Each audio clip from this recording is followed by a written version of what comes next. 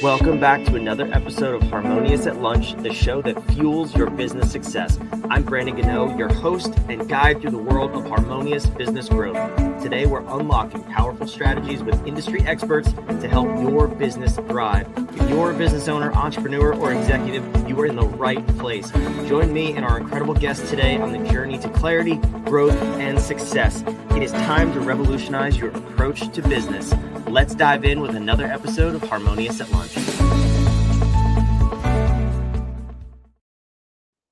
Welcome back into some more bite-sized business advice. In today's episode, we're talking about growing your business, but also escaping founder-led sales. I know a ton of entrepreneurs get stuck there.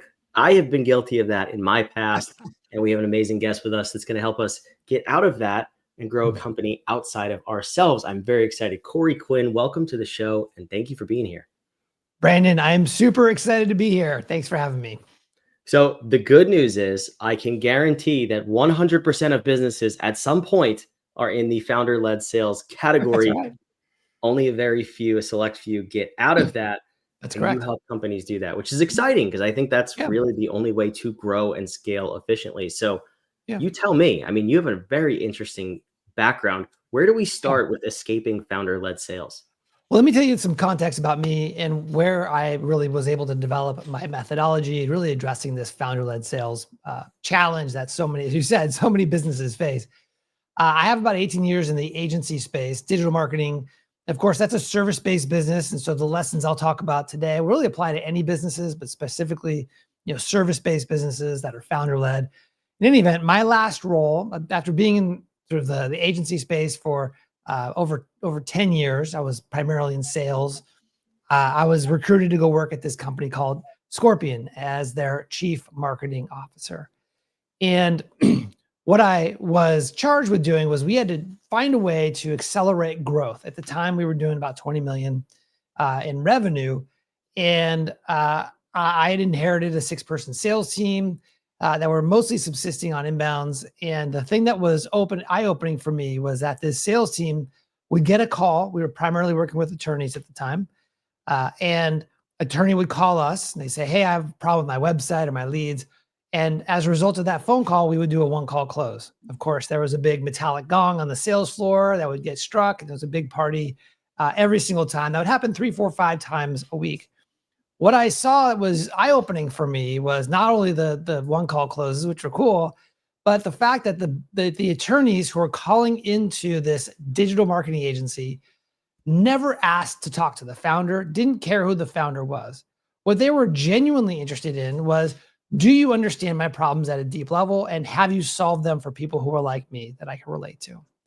And that leads to this understanding of specialization. And what the work I do today is I help agencies that are stuck in that founder-led role, help them to effectively escape the generalist trap, which is where many agency founders, service-based business founders get stuck, as of course, that's what keeps them in the sales role. So I'd be happy to share with you what the generalist trap is and how it kind of is hard to get out of. I so want to know that, but a question that popped in my head as you were describing that, I'm just curious. I don't know if you've analyzed this or not. On the website for Scorpion, where people do not ask for the founder, versus the website where maybe we're falling into the generalist trap or otherwise, where people just they want to know who the founder is. Do you find that they talk about that person more significantly on those other websites? Or like, what's the difference between a website where people just don't care who the founder is and those who do? Or is it really just accurately knowing what people are looking for? Have you ever been to Disneyland? I have been to Disneyland, yes. Did you have to know Walt Disney to have a great time at Disneyland? No. So the challenge is that most founders or most businesses start off as a solopreneur, right? That's effectively, they're going out and they're getting clients. They're over delivering on those clients. Those clients are extremely happy. And of course they tell their friends and their colleagues, which begins to fill the business. And that's, of course, that's how, by saying yes to all those businesses, that's how they create a business. That's how they get employees. That's how they have revenue and hopefully profits one day. The experience that you had at Disney is the same as the Scorpion client, the attorney. What they ultimately cared about was, in the case of, I guess, Disney, is having entertainment. That's where the value is. Did you have a unique and special time? But in the case of attorneys, what they really care about is they just want to be able to fill their practice with good cases, right? Get the good leads and so on and so forth. And so with the right kind of positioning, i.e., Scorpion was positioned as a specialist in the legal marketing space. We had a lot of experience, a big reputation for success. Everybody knew who we were. So as a result of that, we were positioned as that authority, that expert, that attorneys wanted to get access to our abilities and our skills to be able to help them solve their specific problem. I find that what people really care about in a vertical market, or just in general, people want to work with experts to solve their problems, who understand the specific problem, solve it specifically, not generically. And so when you're able to do that, there's a less reliance on the founder to be able to really have to be involved, a central part of the marketing or even the sales process. I love it. I appreciate you entertaining my squirrel moment there. So let's get back to you. I know you kind of got there at the end, but let's talk about the generalist trap and what it looks like currently on our websites, probably for most listeners. Yes.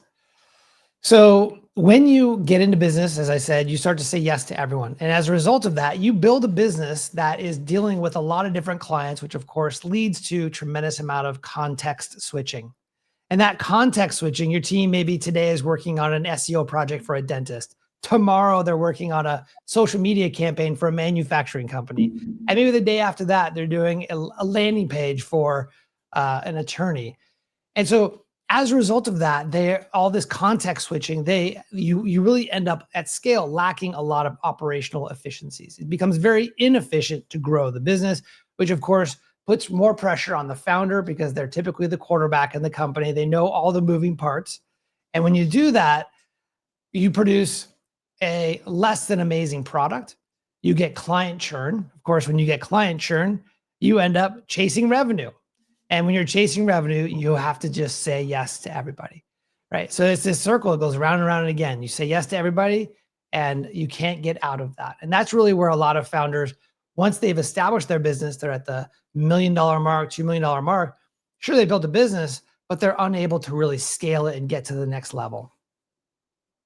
Okay, so now that you've described probably everybody listening to some degree, and again, I'm just as guilty. I've been there in my past, and I know the feeling of both being there and getting past it, which is liberating and incredible. Yes, I want to hear how you got past it. That's a different episode for a different day. I'll tell you, in a sense, what I did in a nutshell was I suck at marketing. Like if there's anything that I'm just going to say I am god awful at, it is marketing.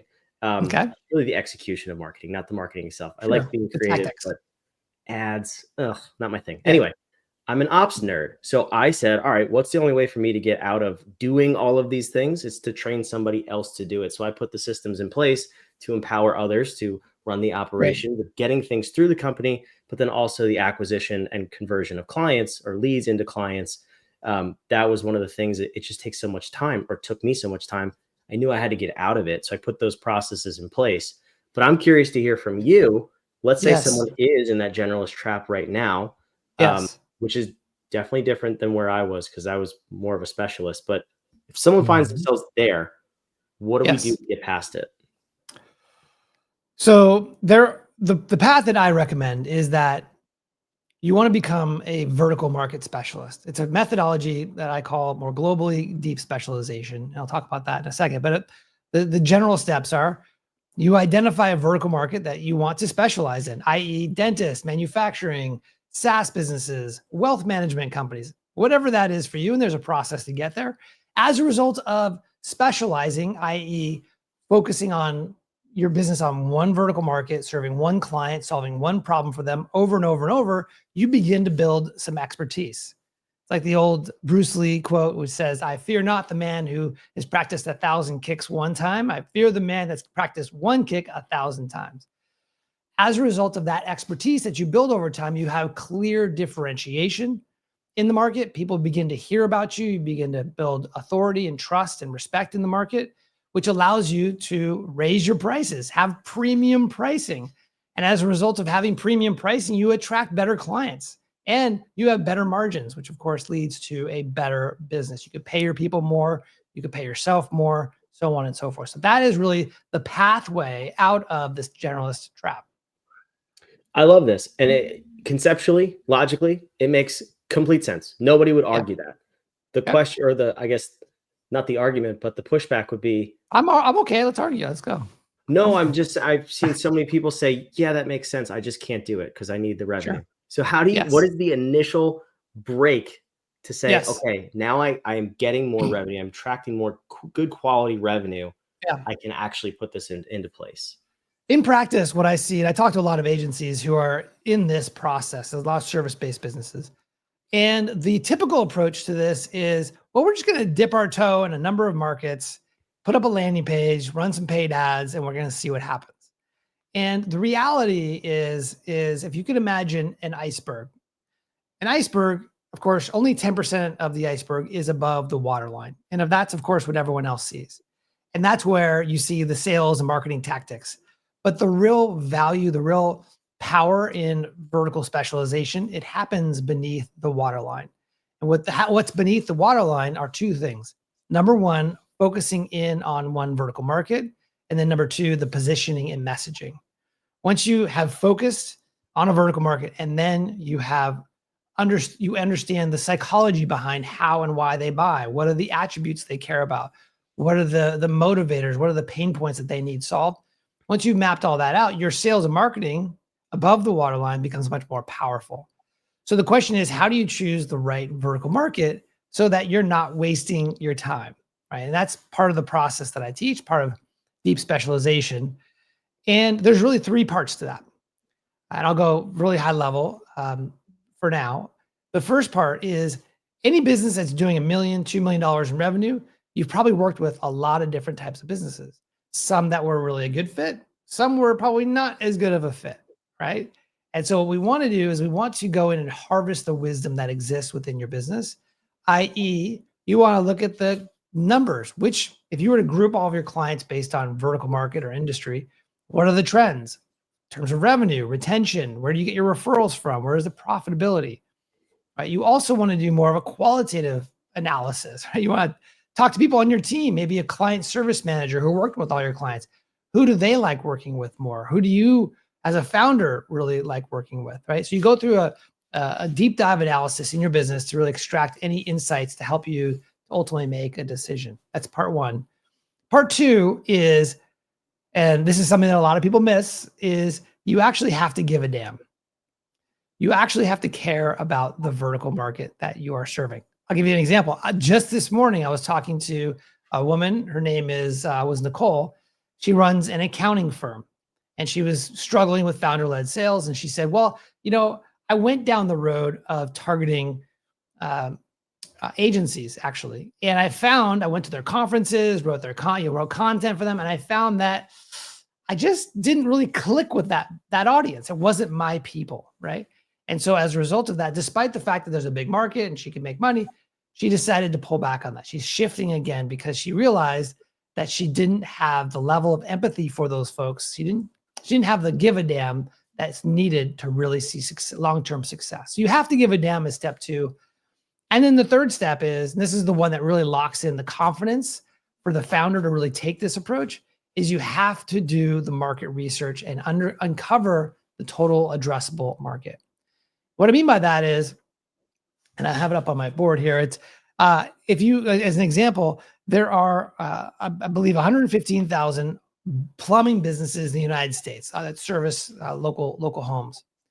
And if you were to say, as a founder, you were considering targeting plumbing businesses, and you said, I'm going to target plumbing businesses, and I will commit to getting 1% of the market.